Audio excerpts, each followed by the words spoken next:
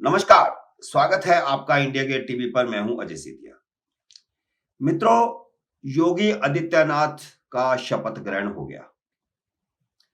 Bulldozer बाबा की वापसी हो गई।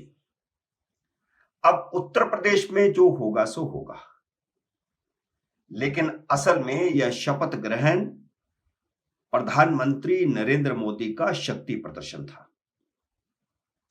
जिसमें भाजपा और राजग के सभी मुख्यमंत्री शामिल हुए थे। खासकर नीतीश कुमार की उपस्थिति बहुत ही मायने रखती है। यूपी चुनाव से पहले विपक्षी दलों में सुगबुगाहट चल रही थी कि अगर भाजपा इन चुनावों में हार जाती है तो राष्ट्रपति पद के चुनाव में मोदी के साथ शक्ति प्रदर्शन किया जाएगा। विपक्ष के नेता एक तीर से दो निशाने साधने की रणनीति बना रहे थे।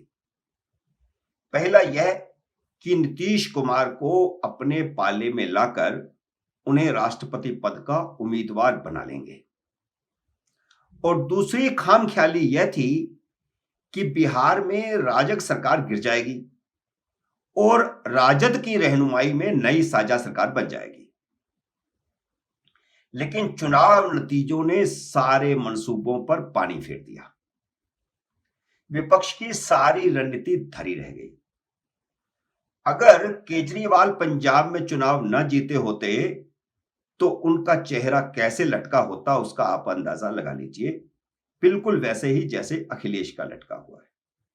और इन चुनाव नतीजों के बाद ममता बनर्जी तक का चेहरा लटक गया है, क्योंकि वह भी आने वाले चुनाव में यानी 2024 के चुनाव में खुद को प्रधानमंत्री के चेहरे के रूप में प्रयोजित करने की कोशिश कर रही थी।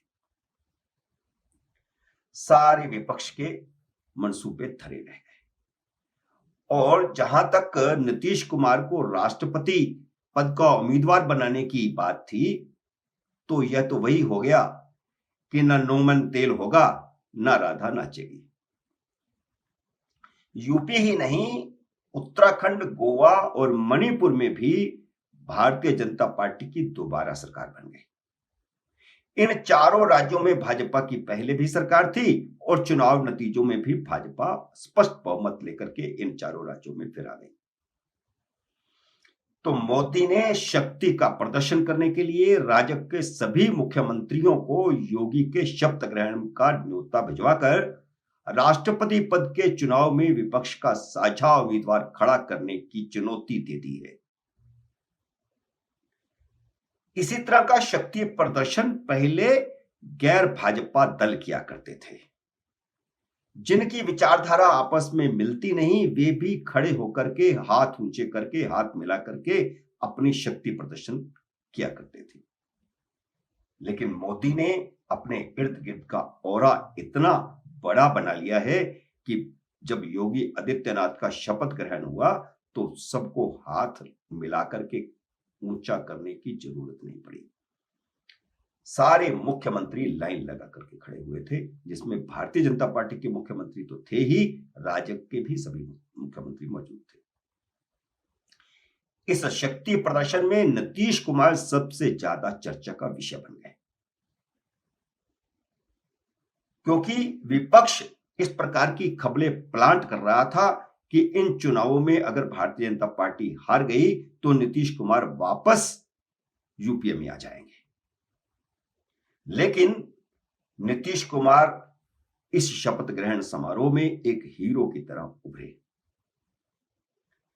असल में वह प्रधानमंत्री के पहुंचने के बाद मंच पर पहुंचे थे। प्रधानमंत्री मंच पर बैठ चुके थे, इसलिए नीतीश कुमार मंच पर पहुंचते ही सीधे व्यक्तिगत तौर पर अभिवादन करने के लिए मोदी के पास गए। तो मोदी ने खड़े होकर उनका अभिवादन स्वीकार किया। स्वाभाविक है कि जब मोदी कुर्सी पर बैठे हुए थे तो नीतीश कुमार ने झुककर अभिवादन किया। नीतीश कुमार के इस तरह अभिवादन का वीडियो सामने आने के बाद आरजेडी ने शनिवार को सवाल किया कि आखिर क्या मजबूरी है कि नीतीश कुमार इतना झुक गए। आरजेडी ने अपने ट्विटर हैंडल के जरिए नीतीश कुमार प्रधानमंत्री की योगी आदित्यनाथ के शपथ ग्रहण के दौरान ली गई इस तस्वीर को वायरल करना शुरू कर दिया, इस वीडियो को वायरल करना शुरू कर दिया, जिसके साथ कुछ पुरानी तस्वीरें भी लगाई गई हैं, जिनमें से एक तस्वीर में नीतीश कुमार कुर्सी पर बैठे हुए हैं और मोदी पीछे से झुककर उनसे बात कर रहे हैं। तो कहा यह गया कि स्थितियां कितनी बदल गई, समय कहां से कहां आ गया। तो राजनीति में तो समय कहां से कहां आता ही है, और वह आ गया। मोदी प्रधानमंत्री हैं, नीतीश कुमार मुख्यमंत्री हैं, और उसी राजग के मुख्यमंत्री हैं जिस राजग का प्रधानमंत्री नरेंद्र मोदी है। इसके साथ ही नीतीश कुमार के वह भाषण भी ट्विटर हैंडल पर लगाए जा रहे हैं जो उन्होंने विधानसभा में उस समय दिए थे जब उनका भारतीय जनता पार्टी से गठबंधन टूटा था। अब उसका कोई मतलब नहीं है, यह खुन्नस है, यह खिसियानी बिल्ली खंबा नोचे है। और इसी तरह की खिसियानी बिल्ली खंबा नोचे वाली स्थिति तब भी पैदा हुई थी जब उमा भारती का भी एक वीडियो वायरल हुआ था जो वो मोदी के खिलाफ बोल रही थी जब वह भारतीय जनता पार्टी छोड़ चुकी थी। तो इन पुरानी चीजों का कोई मतलब नहीं होता, राजनीति में वक्त के अनुसार चीजें बदलती रहती हैं। आरजेडी ने नीतीश कुमार का 2013 में दिया गया वह भाषण दोबारा वायरल करके क्या हासिल किया? कुछ भी नहीं। नीतीश कुमार ने सामान्य शिष्टाचार के साथ नमन किया था। इस पर जिस तरह की बयानबाजी बिहार में शुरू हुई है उससे राजनीति के गिरते स्तर का अंदाज लगाया जा सकता है। आरजेडी के एक नेता सुनील सिंह ने इसे बिहार की अस्मिता के साथ जोड़ते हुए कह दिया कि नीतीश कुमार ने बिहार के सिर को नीचा कर दिया, बिहार को झुका दिया। नीतीश अपने पद के लिए, अपनी कुर्सी के लिए कहीं भी झुक सकते हैं। प्रधानमंत्री जी अगर उनको नहीं रोकते तो बिना उनके चरण पर गिरे हुए मानते भी नहीं, ये तय। अब इस तरह की बयानबाजी एक ऐसे कार्यक्रम को लेकर के जो सामान्य सा अभिवादन का एक अंश था, वीडियो में वायरल कर दिया गया। और इससे हम मान सकते हैं कि चलिए छुटभइये नेता तो जो करें सो करें। हद तो तब हो गई जब छुटभइये नेताओं की तरह बिहार की पूर्व मुख्यमंत्री राबड़ी देवी तक इस बयानबाजी में कूद पड़ी और उन्होंने नीतीश कुमार के अभिवादन को प्रधानमंत्री के पैरों में गिरना बता दिया। माननीय प्रधानमंत्री के गोड़े पर गिर गए, क्या करिएगा? अब जो जैसी भाषा का इस्तेमाल करेगा तो उसे वैसी ही भाषा में जवाब भी मिलेगा। जनता दल यू की संसदीय बोर्ड के अध्यक्ष उपेंद्र कुशवाहा ने राबड़ी देवी के परिवार पर टिप्पणी कर दी कि जिस परिवार में बहु बेटियां का सम्मान नहीं होता उससे सभ्यता और संस्कृति की उम्मीद भी नहीं की जा सकती। तो यह राजनीतिक बहस किस प्रकार व्यक्तिगत आक्षेप पर उतर आई है, आप इस घटना से इसका अंदाजा लगा सकते हैं। कुल मिलाकर यह कि 5 राज्यों के चुनावों में जैसा झटका विपक्ष को लगा है उसकी विपक्ष को कतई उम्मीद नहीं थी।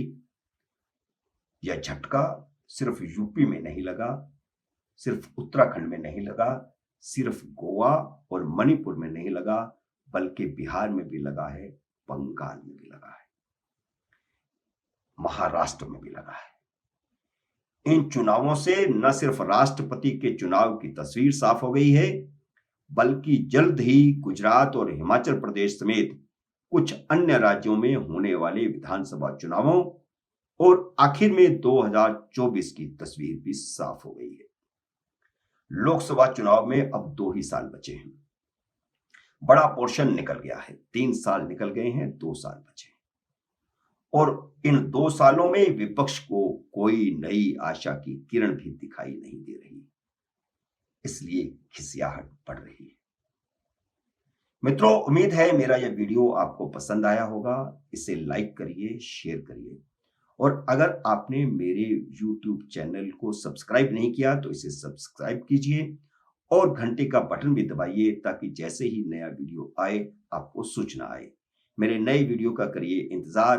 तब तक नमस्कार।